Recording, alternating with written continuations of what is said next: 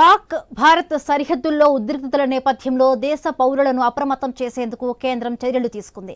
దేశంలోని ఎంపిక చేసిన ప్రాంతాల్లో మాక్ డ్రిల్ నిర్వహణకు ఏర్పాట్లు చేశారు. అత్యవసర సమయంలో పౌరులను సురక్షిత ప్రాంతాలకు తరలించడం, అవసరమైన సహాయక చర్యలు చేపట్టడంపై పలు శాఖల అధికారులను వివరిస్తున్నారు. గుడిమల్కాపూర్లోని ఓ అపార్ట్మెంట్లో మాక్ డ్రిల్ ట్రయల్ నిర్వహించారు. దీనికి సంబంధించి మరింత సమాచారం మా స్పెషల్ కరెస్పాండెంట్ సునీల్ అందిస్తారు. పాక్ ఉగ్రముఖలు చేసిన దాడిని భారత ప్రభుత్వం సీరియస్గా తీసుకుంది.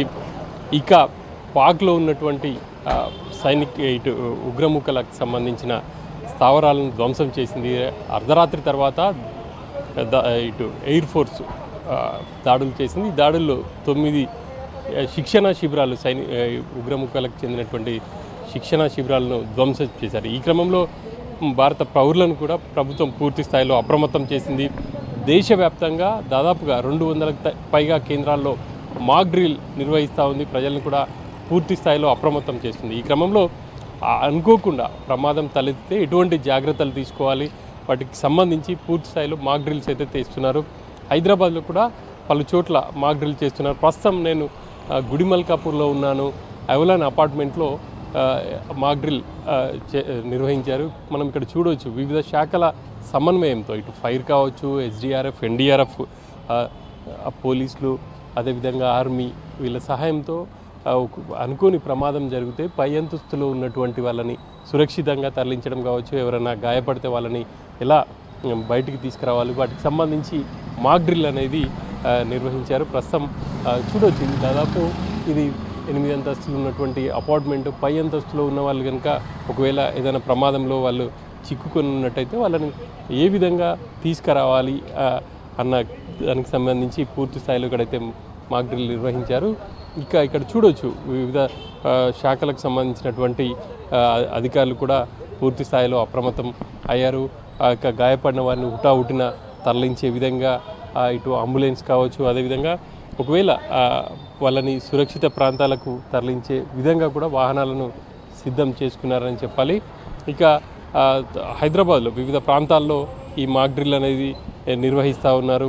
పౌరులకు అవగాహన కల్పించేందుకే ఈ మాక్ డ్రిల్ నిర్వహిస్తున్నారు. దాదాపుగా కొన్ని దశాబ్దాల తర్వాత దేశవ్యాప్తంగా ఇటువంటి మాక్ డ్రిల్స్కి భారత ప్రభుత్వం నిర్వహిస్తుంది అని చెప్పేసి చెప్పుకోవాలి. 1971లో ఇటు పాకిస్తాన్తో యుద్ధ సమయంలో ప్రజల్లో మరింత అవగాహన ఉండేందుకు ఇటువంటి మాక్ డ్రిల్స్ నిర్వహించారు. ఆ తర్వాత సుదీర్ఘకాలం తర్వాత ఈ మాక్ డ్రిల్ నిర్వహణకు ప్రభుత్వం అయితే సిద్ధమైంది. ఇక హైదరాబాద్లో 4 ప్రాంతాల్లో మాక్ డ్రిల్ నిర్వహిస్తున్నారు. గోల్కొండ కావచ్చు, అదేవిధంగా సికింద్రాబాద్, మౌలాలి, ఇక మరో ప్రాంతంలో ఈ మాక్ డ్రిల్ నిర్వహిస్తున్నారు. ఇక సాంద్రత ఎక్కువగా ఉన్న ప్రాంతాల్లో కనుక ప్రమాదం కనుక సంభవిస్తే అక్కడ ఉన్నటువంటి వాళ్ళని అలర్ట్ చేయడం కావచ్చు, అదేవిధంగా ఒకవేళ గాయపడిన వాళ్ళని హుటాహుటిన అక్కడి నుంచి తరలించే విధంగా ఎటువంటి ఏర్పాట్లు చేయాలి అన్న అంశంలో ఎక్కువగా దృష్టికి సారించారు. ప్రస్తుతం మనం ఇక్కడ ఉన్నటువంటి ఈ అపార్ట్మెంట్లో సంబంధించి అయితే చూడవచ్చు దాదాపు ఇందులో 100 మంది ఇందులో నివాసం ఉంటారు. ఒకవేళ కనుక ప్రమాదం జరిగితే మొదట అలారం మోగించి అలారం మోగగానే అందరూ కూడా అలర్ట్ ఉండే విధంగా ఏర్పాట్లు చేస్తున్నారు. ఆ తర్వాత ఒకవేళ గాయపడిన వాళ్ళు కావచ్చు, లేకపోతే ఇంకా ఇక్కడి నుంచి వాళ్ళని సురక్షిత ప్రాంతానికి తరలించే విధంగా ఎలా సన్నద్ధంగా ఉండాలి అన్న అంశాలకు సంబంధించే ప్రాధాన్యత ఇస్తున్నారు. ఎన్సీసీ విద్యార్థులతో ఈ మాక్ డ్రిల్ నిర్వహిస్తున్నారు. ఈ మాక్ డ్రిల్కి సంబంధించి 100 మంది పైగా విద్యార్థులు పార్టిసిపేట్ చేశారు. ఒక్కొక్క అంతస్తులో 10 మంది విద్యార్థులు వివిధ ప్రాంతాల్లో ఉన్నారు. వాళ్ళని సేఫ్గా ప్రాంతం నుంచి బయటికి తీసుకొచ్చే విధంగా ఈ డ్రిల్ అయితే నిర్వహిస్తూ ఉన్నారు. ప్రధానంగా ఎన్డీఆర్ఎఫ్ కావచ్చు, ఎస్డీఆర్ఎఫ్, ఆర్మీ, జిహెచ్ఎంసీ, పోలీస్ ఈ అధికారుల సౌజన్యంతో ఈ కార్యక్రమాన్ని అయితే నిర్వహిస్తూ ఉన్నారు. కెమెరామెన్ సుధీతో సునీల్, ఐ న్యూస్, హైదరాబాద్.